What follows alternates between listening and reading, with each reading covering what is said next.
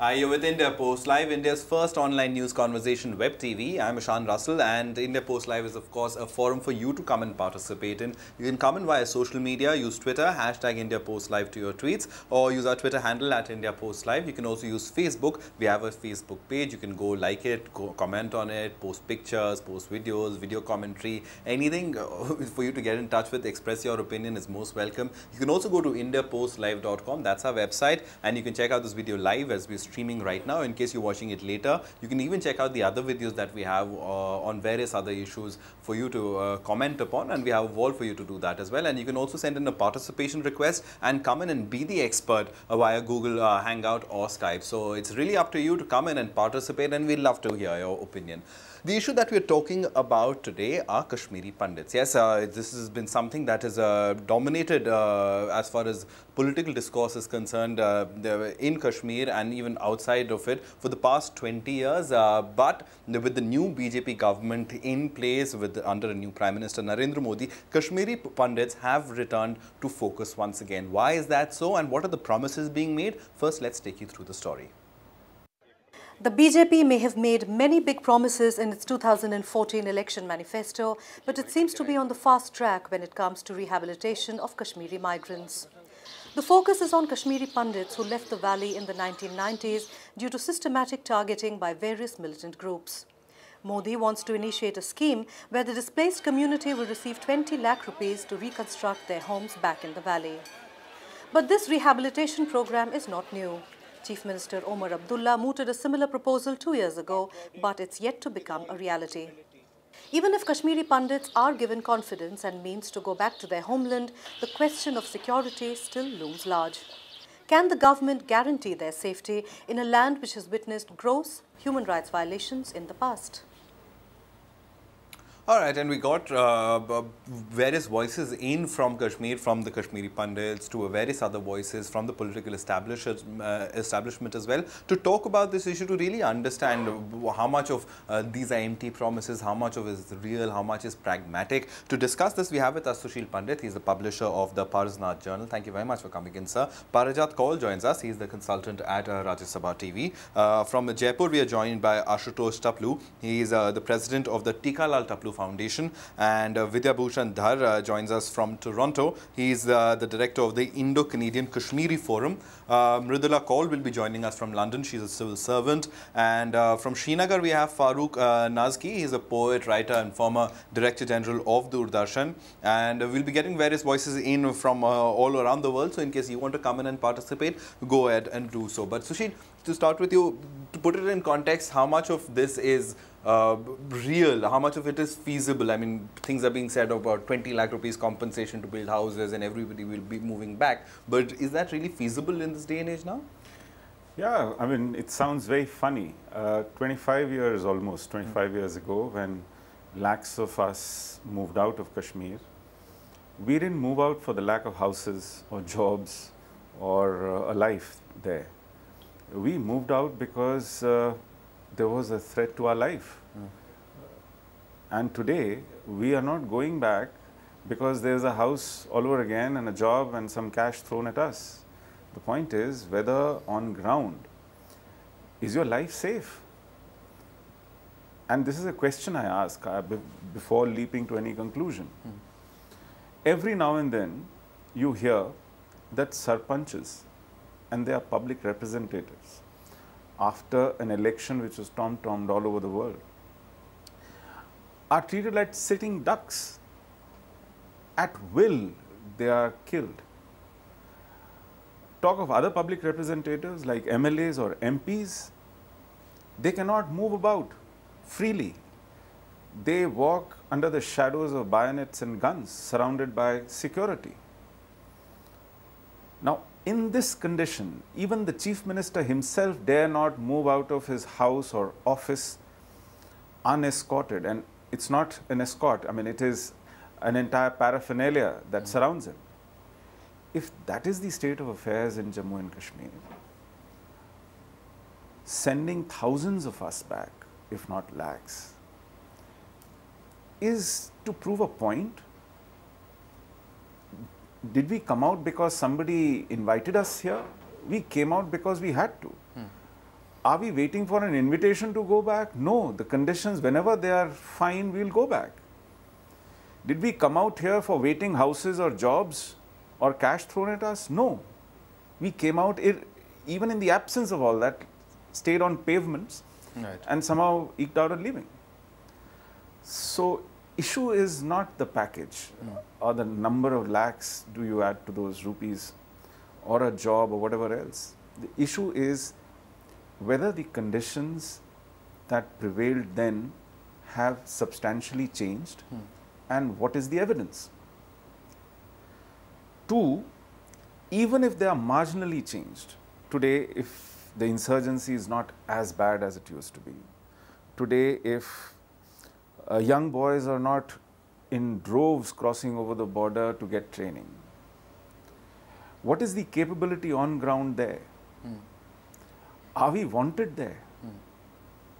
Somebody says you will not be allowed a secured habitat.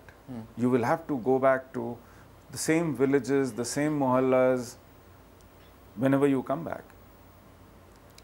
Who are these people? Have you checked whether they want us back? Have you checked whether the people would treat us right? Will they return our properties? Will the encroachments go? Will our shrines and temples be allowed to function all over again?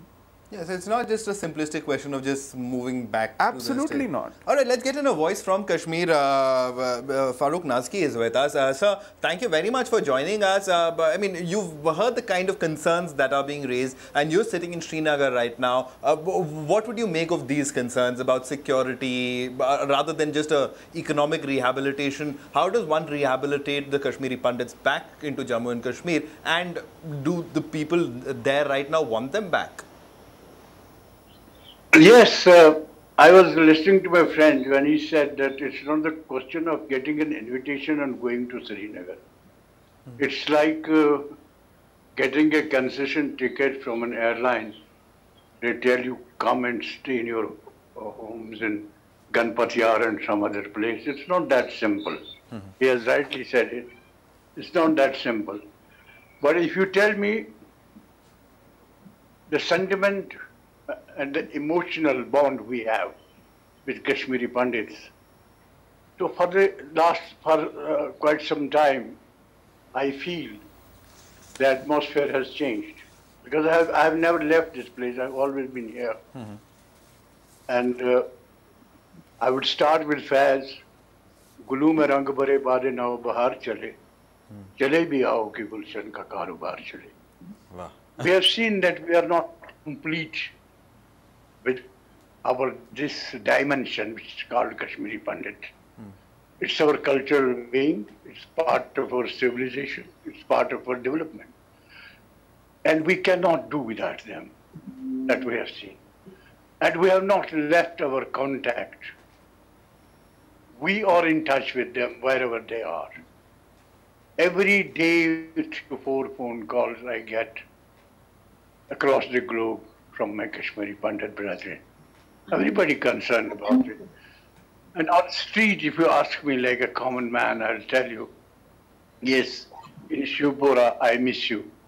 In Indiranagar, I see people moving freely. In Shivpura, I see people moving freely. But is it an indication that the Kashmiri Pandits and Maase who have left can come and occupy their houses which don't exist there? They have either sold it or they are in a very dilapidated condition. What plan has the government of India in its mind to get this chunk of population, which is part of us, which is part of our ethos, which is part of our culture? They have to come here and they have to feel at home here. How can we mix up again as we used to? Because one generation, I can tell you, let's be honest about it, the younger generation, born up to 90, they know very little of my past. I'm 70. And they don't know how I was living with Somnath Sadhu Pushkar Bhan, Pran Kishore, and all others. They don't know my Ranawari. They don't know the Ranawari of Jawahar Rana, Jawahar Kaul, Jawahar Bhan, and other people. They don't know that.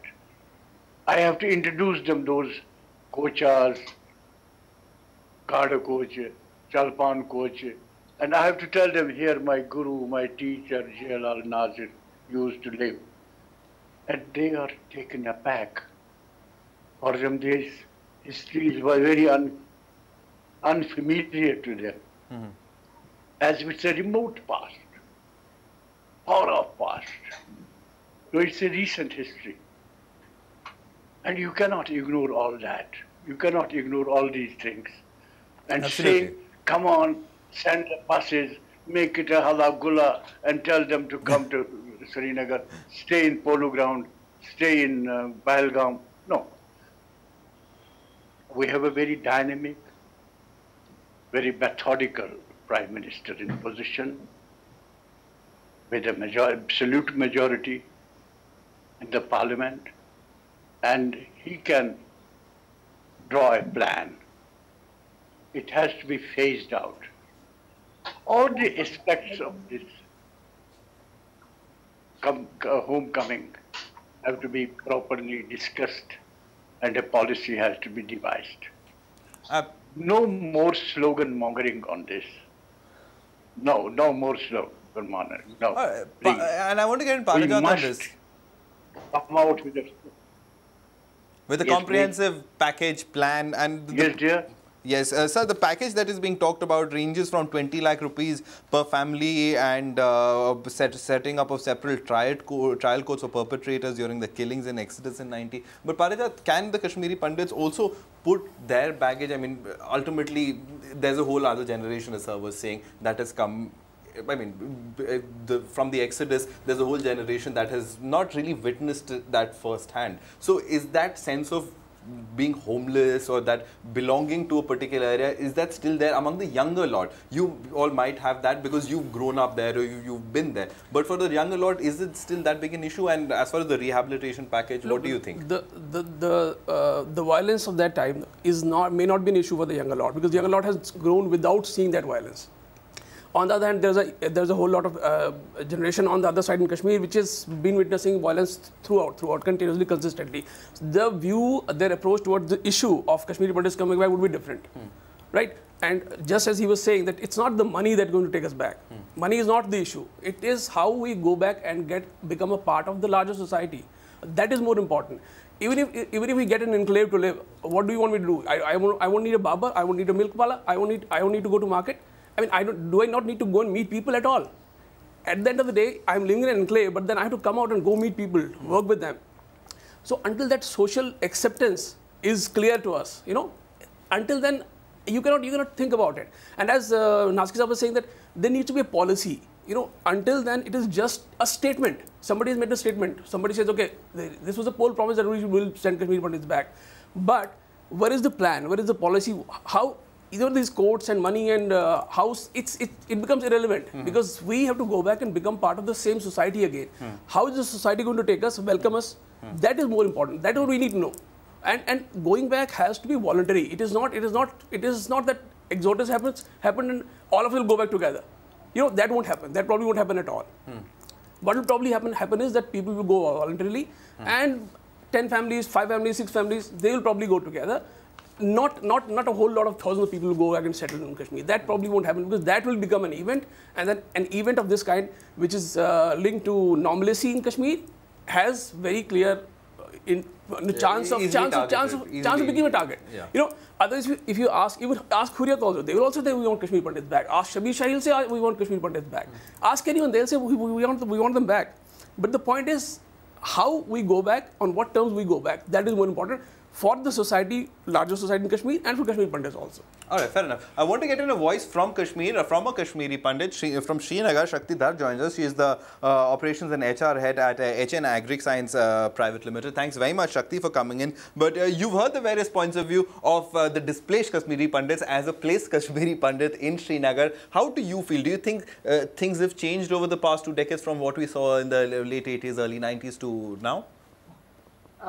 Definitely. I have just, I'm sorry to enter in this conversation lately, but I have been here from last 3 years. Before that, I was studying outside Kashmir. But as compared to 90s and as compared to, you will just compare the 2000th century, like apart from 2010 onwards, it's completely different. Is completely different. What I have seen in 90s to 94, at that time I was in Kashmir. I was studying in a very school, it was a school nearby my place, and the conditions at that time I have seen.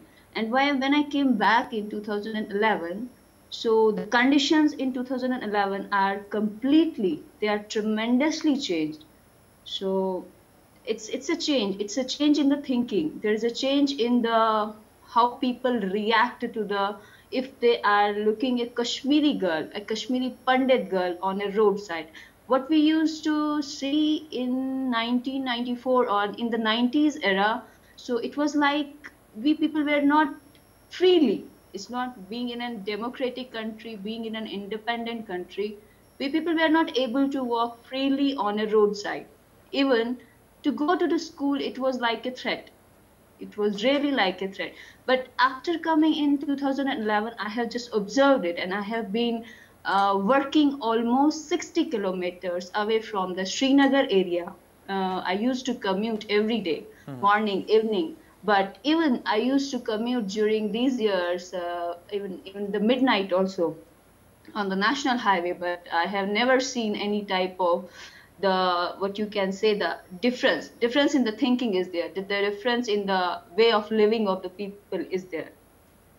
All right, so it can't go back to normal or as it was once, but certainly things have changed on the ground. Especially, is it enough? Has enough change happened? I mean, as Shakti is pointing out that perhaps there is. I will give you a small example. I'm not for a moment doubting that things haven't changed. Things have changed. And for some, they may look very substantial because we've seen very grim situations in 90 where the iconic Kashmiri Pandits within the community were shot at and killed in broad daylight in marketplaces. And people were so terror-stricken that nobody would come to even help, even give some water to a dying man. From that, probably things may look a little different. But just imagine, the killers and the rapists of then, early 90s, not one has been convicted, not one. Hundreds were killed and raped. Not one case has moved through the courts into conviction or sentencing. On the contrary, they are roaming free.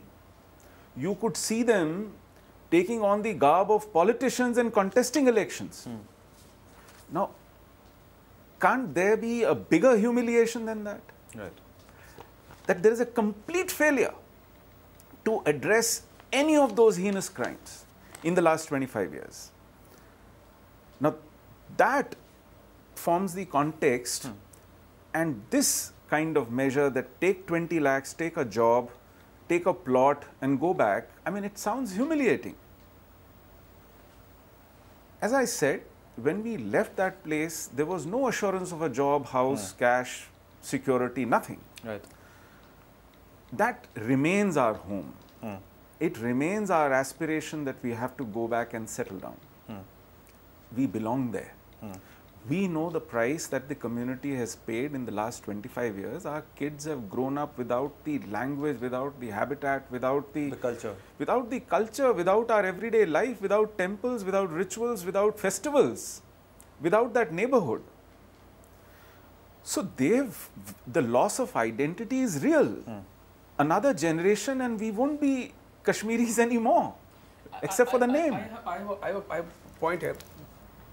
You know, has the community, I'm speaking as a Kashmiri, but has the community, our community shown any resolve to get these issues resolved? See, you may not like it, but the point is that you cannot get these things done here, you know, getting the cases taken forward.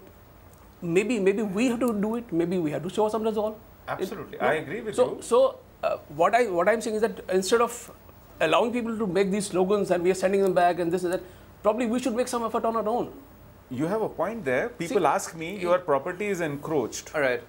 So what have you Sushil, done to reclaim it? yeah. I say for that I have to go there because our legal processes are such, and I have to sit there. I don't have a job. I don't have means of making money. This entire generation has spent its time finding its feet again, getting children educated, finding a job, trying to get a roof over our heads, trying to get our grandparents treated in hospitals, expensive medicines. This entire 2.5 decades are lost trying to survive. Absolutely. I just want to interrupt you because we have with us on the phone Saeed Ali Shah Gilani. He is of course previously member, he is in fact runs the Tehreek-e-Hurriyat and of course a famous personality in Kashmir. Gilani साहब, thank you very much. आप हमसे बात कर रहे हैं. कश्मीरी पंडित का जो मुद्दा हर बार अब आने लग गया है, काफ़ी बीजेपी के मैनिफेस्टो में भी था और अभी बात भी करी जा रही है रिहैबिलिटेशन पैकेज और कश्मीरी पंडितों को वापस भेजने की बात है. आपके हिसाब से माहौल ऐसा अब सही हो गया है कि कश्मीरी पंडित वापस आ सकते हैं? कश्मीरी पंडित भाइयों की वापसी के बारे में यहाँ किसी को इख्तिलाफ नहीं है. हर एक चाहता है कि वो आएं, लेकिन उनके आने का जो तरीका इख्तियार किया जा रहा है उस तरीक़ेकार के साथ इख्तिलाफ हो सकता है. वो ये है कि हम चाहते हैं कि वो वापस आएं और अपनी अपनी बस्तियों में बसें. जो लोग शहर में बसते थे वो शहर में बसें, जो टाउनों में बसते थे वो टाउनों में बसें, जो देहातों गाँवों में बसते हैं वो गाँवों में बसें. ये अलग जो उनके लिए जोन बनाए जा रहे हैं, इसके साथ जम्मू कश्मीर की मेजॉरिटी जो है उनको इसके साथ इख्तिलाफ है कि अलग जोन बनाए जाएं उनके लिए. तो आपके हिसाब से समाधान कहाँ से आएगा गिलानी साहब? कैसे जल्दी से जल्दी कश्मीरी पंडितों को वापस लाया जा सकता है आपके हिसाब से? वो जब आना चाहें तो आ सकते हैं. अव्वल तो ये सूरत हाल है कि वो सेटल हो गए हैं और उनकी जो नई जनरेशन है वो बहरहाल यहाँ के माहौल से बिल्कुल नामानूस है. उनके यहाँ के माहौल के साथ वो बाहर ही उन्होंने जन्म लिया है, बाहर ही उन्होंने एजुकेशन हासिल की है और बाहर ही उनको जॉब्स मिले हैं. तो अब जो लोग आना चाहें उनके लिए बहरहाल जब भी वो ख्वाहिश करेंगे उनके लिए आना ज़्यादा मुश्किल नहीं होगा. लेकिन हम ये चाहते हैं कि उनको अपनी अपनी बस्तियों में बसाया जाए. All right, fair enough. Gilani साहब, thank you very much for talking to us. बहुत अच्छा लगा आपसे बात करके. We'll of course be taking the issue forward from here. But thanks very much, Mr. Saeed Ali Shah Gilani, for joining us. But I'll just get in a few more voices before we let you respond. So Ashutosh is with us. Ashutosh is with us from Jaipur. Ashutosh Taplu is the president of the Tikalal Taplu Foundation. Ashutosh, you just heard Saeed Ali Shah Gilani over there saying that I mean you're most welcome to come back, but the kind of zones that are being created and being talked about, that is not the way to do so, and an entire generation has already established itself outside Kashmir. So whoever wants to come back, really wants to come back, come back. Otherwise, it's not really mandatory. What would you say? Very funny. Unfortunately, I could not hear what he said. But my friend Sushilji is there. He is also laughing. We don't believe in Gilani. We feel that we even know he is one of the militant. So what militant says, we don't believe in that at all. So his say is nothing. I remember one thing when 2 years back he was in Delhi, Ali Shah Gilani, and collecting few people from Bangladeshi in Delhi, our capital. And what he said that day, it's whether from him and his party stand that they don't want Kashmiri Pandit to come back. He is in Pakistan, so this, we don't even believe, we don't even want to talk to him. My friend, my brother Sushil already explained you that how safe is our return. That's the main thing. Okay, Aski Saab says that they are missing the neighbors. Yes, we do also miss the neighbors, but how seriously they are missing us? That is the question, which will always remain there. Yes, political say that they want all Kashmiri Pandit to come back. In the political stand, can use it politically very well. I know that still the families who are living there, around 3,000, 4,000 families who are living in Kashmir, they also not living very freely there. They are also under threat. We don't know when this militant act will be there, when people like Bitak, very surprisingly, I'm quoting here, Bitak, who himself told in front of media that he has killed a lot of people, of Kashmiri people. He is moving free. Government is allowing them All to right. move to our temple, visiting our temple. That will not make us feel that they are changed. I don't believe that they are changed, sir. All right, so you're saying things on the ground haven't changed. I want to get in a few more voices because we have a host of them coming in. Mridula called. She's a civil servant. She joins us all the way from London. Thanks very much, Mridula, for coming in. Your take on the issue, is it the right time? And in terms of, all right, let's look at solutions now. We've come almost at the end of the show. So we'll try to look at solutions. What do you think should be the solutions to get the Kashmiri Pandits back to Kashmir and move forward from there? I think it's a really difficult situation. I think there are many facets to this. I think, of course, a clear facet is that there is a desire to go, but unless there is an actual plan that shows what can be done, that can actually make some opportunities for the people there, I think there is, this becomes a sort of an academic discussion. Because as the other members of the panel have said, there is a desire, there is an incompleteness, which I completely understand. But there has to be a real sort of will on the ground to make things happen, create opportunities. People have to be rehabilitated socio-culturally and in a work environment. And I think until that happens, it would be very difficult. And this is purely my personal opinion, for something like this to fully work. All right, fair enough. So a comprehensive all-round package ranging from employment to education to social integration is something certainly that is important. Vidya Bhushan Dhar, thanks very much for staying with us. He's joining us all the way from Toronto. It's in the middle of the night over there. Thanks for staying up for us, Vidya. But your take and solutions, how do you think that Kashmiri Pandits can be integrated back into Kashmir or be brought back to Kashmir? The government really wants to push it, but is a financial package enough?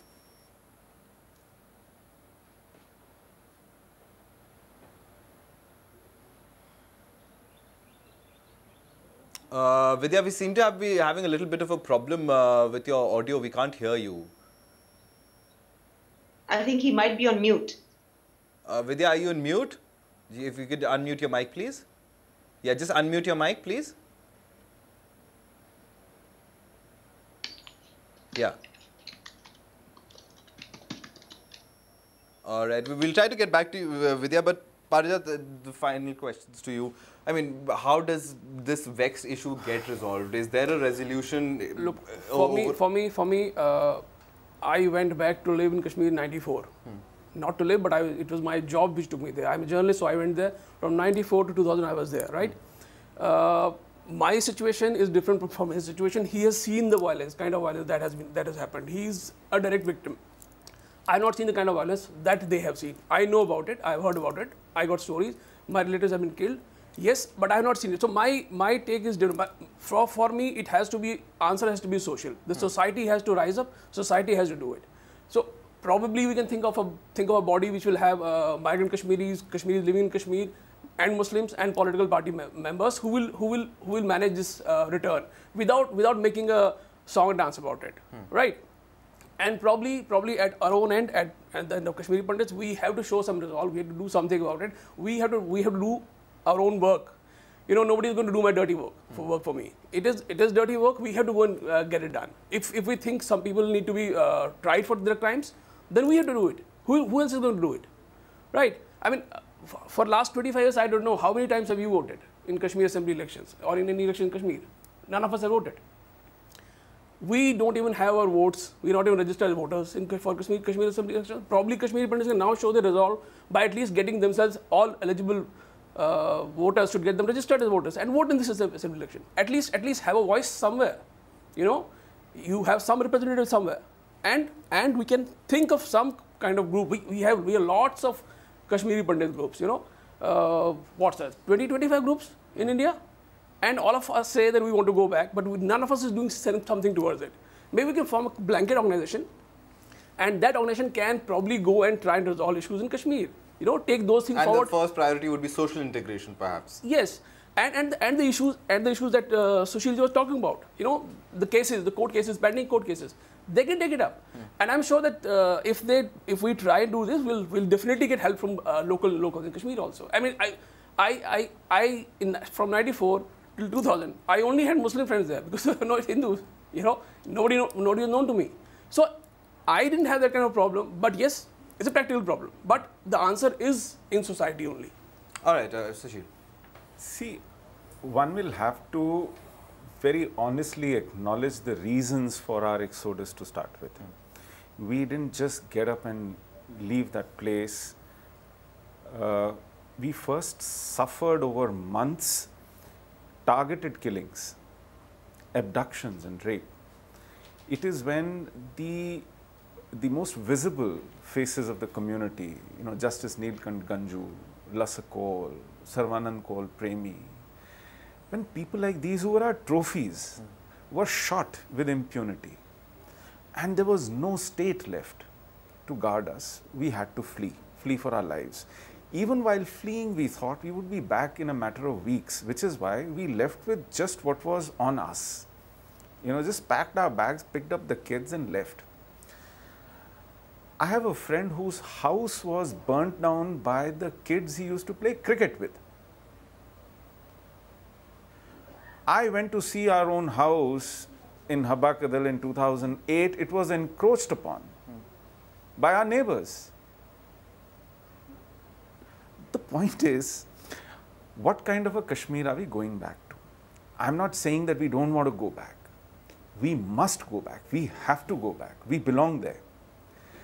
But it'll be suicidal to just up and go when you can hear the likes of Gilani very clearly saying that we would like to have you back, but as soft targets with your neck in our grip, with some kind of a hostage situation that we can milk from. Now, we don't want to be in that situation all over again. Let me tell you, this was not the only exodus from Kashmir. In the last 500 years, this was the 7th exodus. And this was the first exodus in independent India. Till 1947, whenever my ancestors fled, we thought we were under a hostile dispensation. We were under the laws which were not favorable. And we had to just grin and bear, take it on the chin. Since 1947, this 1990 exodus is under a democratic India, under a constitution which is sensitive to human rights, and we are under a favorable dispensation. We are not under alien dispensation. We are not slaves to either colonial masters or invaders of the medieval time. If under our own dispensation, this is what can happen to us, we don't want another 2 generations down the line, people packing their bags again. It takes more than a generation to stand up again. So we want a permanent reassurance, some kind of a solution that will last, at least till the foreseeable future. Is the government consulting Kashmiri Pandits? As of now, none. These are trial balloons. You hear these leaks in the press, some program on a television channel, 3 people getting together and speculating whether the package was 7.5 lakhs 5 years back, has become 20 lakhs now. Government hasn't spoken. But government seems to be active, unmistakably so. These trial balloons are coming out of, you know, some very credible quarters, which is why we are hopeful as well as worried. We need some substantive action, some wider consultation and a lot of preparation. It cannot be, yes, I think country needs us there. We need to be there. But the conditions have to be better. Yeah, conditions have to certainly have to change. Much better, and we need to take a thorough reality check. We need to audit what was then prevailing which led us out, what is now prevailing which will keep us in. It needs to be a very clinical, objective, though there is a lot of emotion riding with it, but it has to be a very sensible, very cool-headed analysis of what are we going back to. All right, so perhaps time for the leadership of the Kashmiri Pandits and the government to come together and work on this. Taking the Kashmiri Muslims along as well. Anupama Handu joins us. She's a civil servant from London. Anupama, thank you very much for coming in. We're almost at the end of the show, but to help understand what your take is would be really good. I mean, do you think it's time that the Kashmiri Pandits move back? And any specific thing you would like for it to happen for them to move back as a confidence-building measure? Thank you so much. Technology didn't help me join earlier, but I would really like to say a couple of things. Firstly, Kashmir is our homeland, so the connect will always remain. And whether in our dreams, whether we want to go there as visitors to see our religious sites, our burnt-out homes, we would like to go there. There's a question that keeps on going round in circles. Would Kashmiri Pandits go and live there forever? And whenever we ask people who have not migrated in their living memory, who have not been young, who have learned these stories from their grandfathers or parents, for them, Kashmir is a very emotive issue. And they say, yes, we want to go back and we'll build a home there and have an apartment there and we'll live there. But those people who have gone through that exodus, people whose houses were burnt in front of their own eyes, their relatives were killed in front of their own eyes, they have a very different take on it. Their lives have moved on. They have built careers somewhere else. They're doing something else now in their lives. And they don't want to uproot themselves from wherever they are and go back to the place of those bad memories. So, I want to... Yes, Farooq Sahib, we'll just come to you. Go ahead. I just want to... Yes, we'll just come to you, Farooq Sahib. We'll just come to you in 1 minute. Go ahead, Anupma. Finish your piece. Thank you.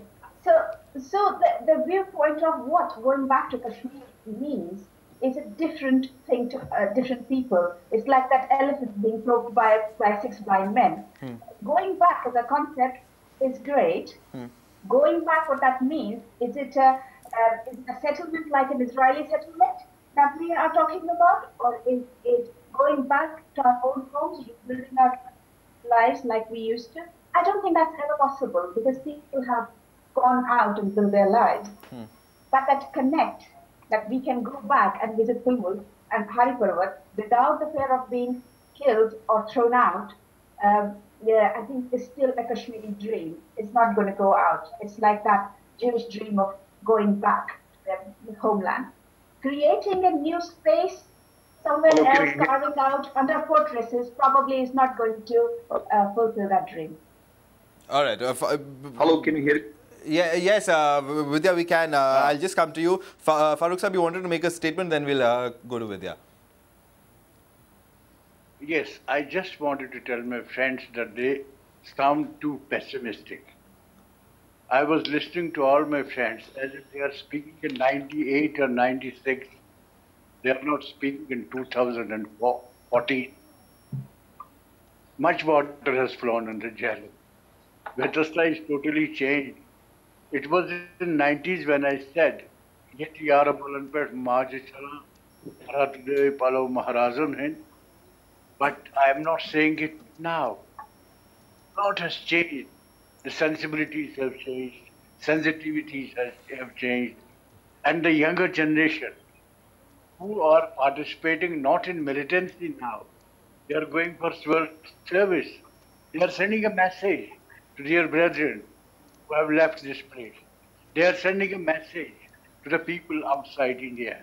They are sending a message across the border that we can do it here, and this is our country. And I think that the present leadership of Mr. Modi is a forward-looking, futuristic vision he is providing us in every walk of life. If he is giving us a futuristic view, futuristic vision, he is giving us a futuristic vision in Kashmir too, about Kashmir too. And I think we should utilize this opportunity. I am not a pessimist. I have always been optimist. I have lived here. I have fought here. And I think Kashmiri Pandits have suffered and they had no option but to leave that time. But they have to come back. But they cannot come back like this कि जब तक हमारा plan draw नहीं होगा, जब तक ये अंदर से कुछ नहीं होता, उसके बगैर नहीं हो सकता. That something has to happen inside. आप आएंगे, voluntarily काम करेंगे, अपनी जगहों को फिर से संवारेंगे, उनमें participate करेंगे, फिर एक मैसेज दुनिया को जाएगी. ये मैसेज ऐसे नहीं जाएगी. But 25 लाख का पैकेज और 20 लाख का package. Naski Saab, the problem remains that, I mean, what they left behind, that also doesn't remain over there, as Sushila pointing out. The houses have been annexed, properties have been taken over, encroachments have happened. So, I mean, it's really a vexed issue. Even Kashmir hasn't stayed there in 1990, in the 1990s. It's also gone to 2014. And but these kind of disputes then would really, I mean, how does, it's becoming pretty vexed. So, the closeness in the hearts might not be there, but the hard practical ground realities are certainly very different. For that you have to live here. My friend, for that you have to live here and spend time here. And I'm not saying that my children are being educated in Delhi, my grandchildren. Mm-hmm. But they don't cease to be Kashmiri. They come here as Kashmiri. तो उससे क्या, but हम link जो है ना Kashmir ground के साथ link जो है वो हम तोड़ नहीं सकते. Of course, it's the motherland. You can never get away from your mother. Anupama, you wanted to come in. Yes, please. I just wanted to thank you, Farooqji, but I wanted to say this is not the first time that Kashmiri Pandits have left Valley. It has happened so many times in past. And baggage जो हमारे पास colour पंडित से लेकर आज तक we are the first Indian community in Kashmir to read who had their own written history of 2,500 years. That is Kalan Pandit, John Raj and all others. We are lovers of history. We always record whatever happens in history, whether in the form of Ladisha or in the form of ballad. We do it. और हम history के बड़े मतवाले लोग हैं. हमने तारीख को कभी छोड़ा नहीं है. हमको पता है कि कितने एक्सोडस हुए हैं, लेकिन हर एक्सोडस इसके लिए इम्पोर्टेंट है कि what is different this time. Kashmiri फिर आया है. Kashmiri I agree with you that history is there, but we haven't learned anything from history. Yeah, Vidya, go ahead. Final comment to you, and then I'm closing this show. Absolutely. Let me just tell you this. Like, I have a great regard and respect for Farooq Saab, but I tell you, what he is saying is not the voice of a common Kashmiri. Farooq Saab is an Indian. It is not. No, I must tell you one personal anecdote. It is not. I tell you. Sorry, I have to tell you this anecdote. I have to share it with people. From 1910, I was living in tight security from 90 onwards. And for the last 4 years, I am not having a single security man around me. Security. Farooq Saab, you don't need a security. Let me just complete. I've heard you now. Let me just. All right, Naski Saab, let him complete. Let him complete, then you can make. I'll give you time. Yeah. Okay. Now the point is this. Let's not talk about the history in the past that we had 7 exoduses. But the question is that our trust has been breached many times, umpteen times. Now, let me make it very clear to the entire panel here that I was not hounded from my herd and hearth by a Pakistani militant or an Afghan militant. I was hounded from my herd and hearth, from my house, from my ancestral house, by my neighbor, the common Kashmiri. I had somebody across my street who was waiting for me to go, and you know, he will go basically and grab my property. So that was basically that is the psyche. That is the actual psyche. What can be related back to the Arabian times of Malik Ghanima. So this is exactly what has happened. So how do I trust the same people? I mean, you're laughing, Farooq Saab, but that is the fact. Even today, I mean, who raised the slogans like "Did Banao Pakistan"? Now you will tell it happened 4 years back. Hold on a second. Let me complete, Farooq Saab. Please, let me complete. So the fact remains that the very hands which we basically, fed at times, the same, you're talking about culture, the same people with whom we shared our akhrot of our Shivratris, the same people whom our teachers taught, they were the same people who took up AK-47s and gunned down those very people. So the point is this, that and I tell you one thing, very, very vehemently here, that the Kashmiri issue is basically not anything to do with Kashmirian. It has nothing to do with, you know, the ideology of being a Kashmiri. It is basically the unfinished Islamic agenda. That is the reality, and that's a fact. So basically, and you're talking about things have changed. I will take the attention of you to a statement which was made by Umar Farooq some years back, that Kashmir is a Jannat, and only Muslims have a right on the Jannat. So in that kind of a congenial environment, do you want butters to be go and among the pack of wolves and get slaughtered? I don't agree with that. Now the only I tell you, I mean, the trust has been breached umpteen times. We cannot trust. Now we are seeing what's happening in all other parts of the world. Muslims are killing Muslims. So do you want us to go back and get butchered again? Now, I mean, anything which was happening in the Islamic world in the past, I remember, from cricket matches to somebody writing something on a bottle. So we were basically slaughtered. Our temples were being brutalized. It's the past, and I tell you, nothing has changed. The ideology remains. You're pretty pessimistic about it. Nazki Saab remains optimistic about it, and I will have to wrap it up. I'll have to close it. I'm sorry, I've run out of time completely. We've already... Nazki Saab, one line if you want to say, I'll give you one line. Kashmiri, I am a minority. Okay, I may be a minority, but I will live with this minority complex always. Because I am a real Kashmiri. My hero is Nundrishi. My hero is Laleshwari. मैं उसी कश्मीर का हूँ. And words are poor comforters. Let me tell you. वो और ये बहुत नहीं आप अगर यहाँ ग्राउंड पर आएंगे, ग्राउंड पर देखेंगे, क्राइम तो दुनिया भर में होता है, लेकिन यहाँ ये बड़ी जो मालिक गनीमत वाली बात बताई. आप ग्राउंड पे all right, Nazki Saab, Vidya, I'll have to end it over there.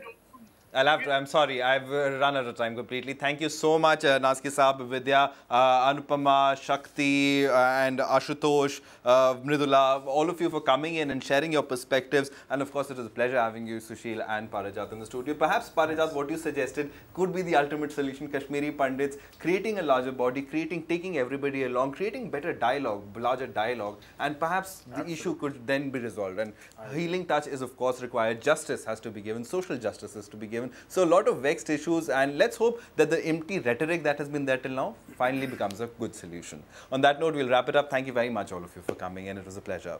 Well, that's it on our little conversation, or a little bit of longer conversation. But as far as this issue is concerned, yes, it's been that long that it has remained unresolved. That is why it warranted a longer conversation. And we promise you we'll be revisiting the subject more and more. So if you want to participate, we welcome you to do so. Thanks so much for watching.